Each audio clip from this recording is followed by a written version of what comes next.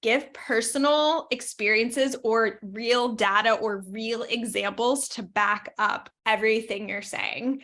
And by showing those visually and speaking about them, that is going to make sure that you are having the most impact that you can.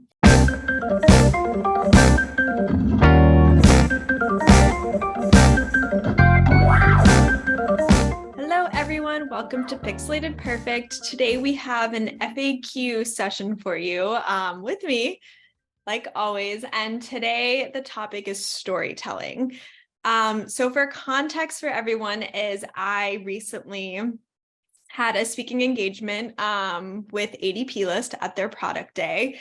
And it was inspiring and humbling to come up with a story to tell about my experience going from working full-time as a graphic designer to going into freelance and then ultimately starting and founding the design project. So I had a story in mind that I wanted to tell. I knew my story, but the telling of the story so that it really resonated with my audience. And my goal was really to make sure that I was telling a story that people would get value out of, that they could resonate with, that they could learn something or take a tip or feel inspired by, was what I was really looking to do. So it took a lot of blood, sweat, and tears. Like, it was extremely challenging for me, but I feel like I landed in a great place and I'm really happy with the result. I got some good feedback. I felt like when I went into it,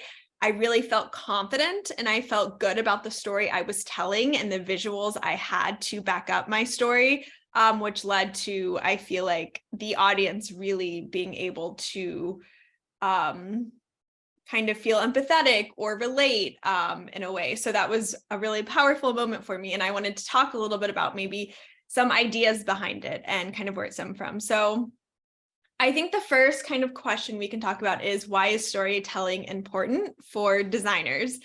And I think one of the core reasons why it is important is because it helps designers to articulate their ideas very clearly in a framework that resonates with their target listener. It's able to kind of bring it to an emotional level, which I think is really powerful, especially when you're communicating a design decision and why it's going to affect the end user. I think emotion is what drives a lot of people. So by creating a story around it that feels emotional is really powerful. And it's also just a better way to understand the users and communicate at that level, showing that empathy for a user. So how does understanding the target audience and their narratives contribute to effective storytelling and design?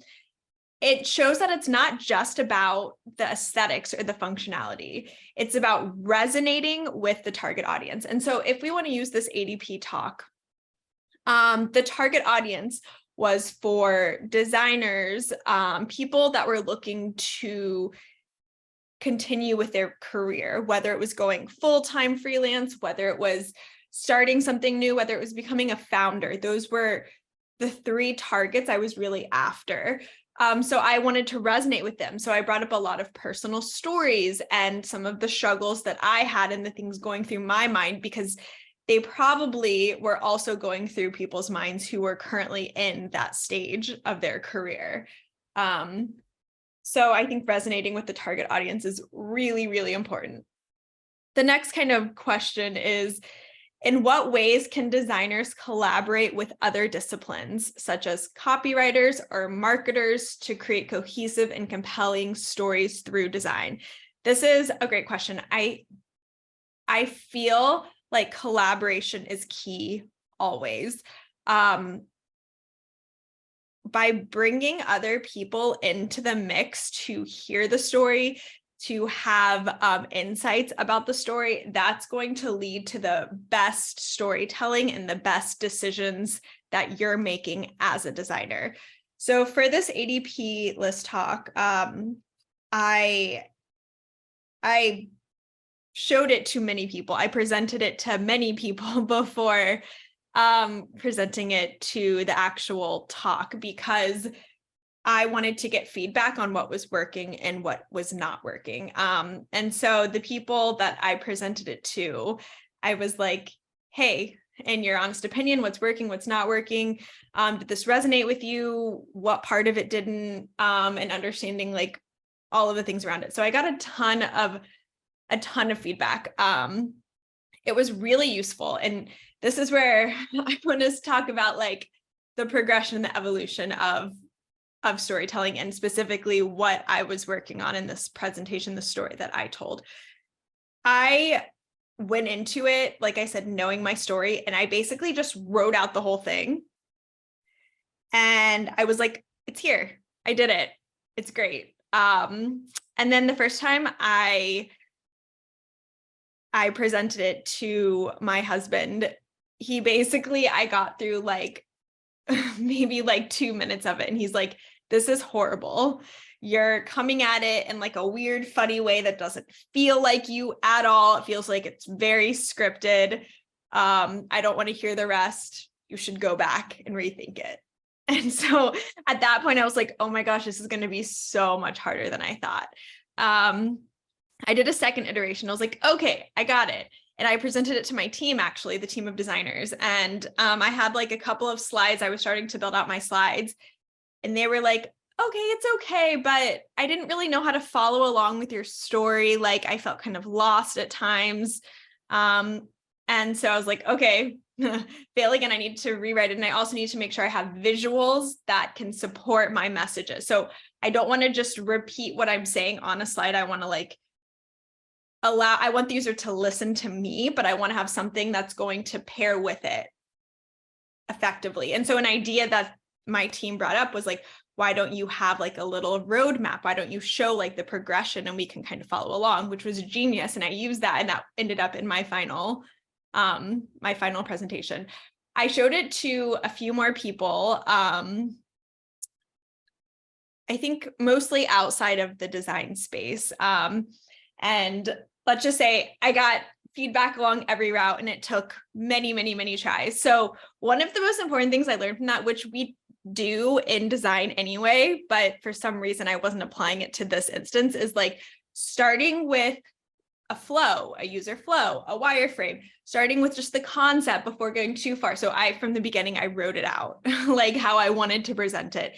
And so I think that wasted a lot of my time. At every stage, I was like, okay, I got it. Now I'm going to rewrite it, versus like coming up with some changes, putting it out there before completely like writing the story. So that would be a piece of feedback I have for anyone that's looking to storytell, to get into storytelling, is map it out first, get an understanding of it, put it in front of people, iterate on it, instead of just starting from the beginning.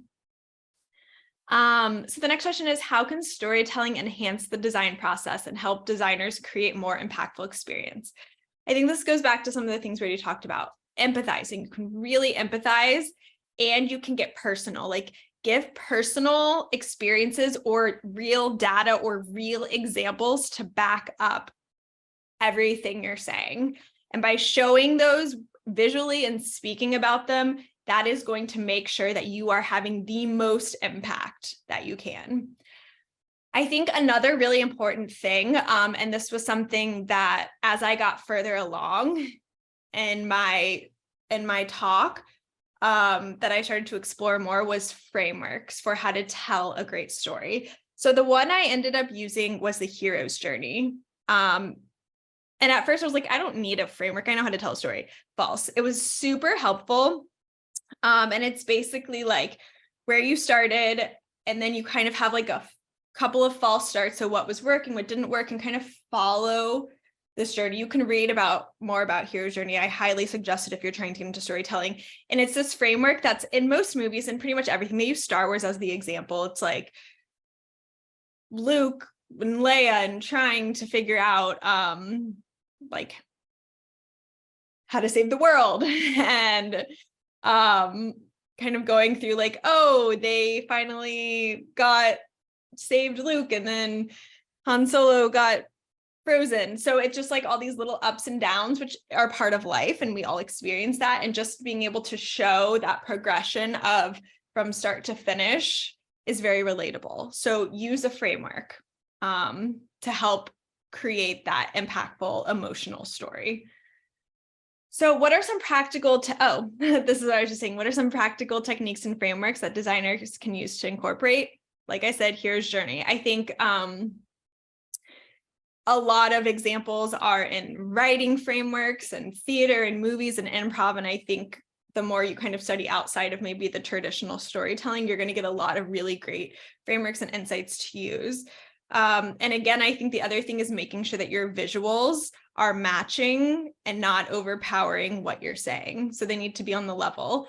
Not too much text, very simple, very clear, with an end goal and an end message. So I think that's also is at the end, making sure you're ending with something very impactful, because most people are going to remember the end, not the beginning, not the middle. I think it's the end, the beginning, and then the middle. So make sure you're really ending with the main message you want to communicate, because that's what's going to be lasting impact. So those are my advice and my feedback. And I'm also going to link to my talk if anyone is in a space where they want to learn a little bit more or get some tips and tricks about how to kind of continue in your career in whatever way that makes sense to you. So thanks so much for listening and have a great day.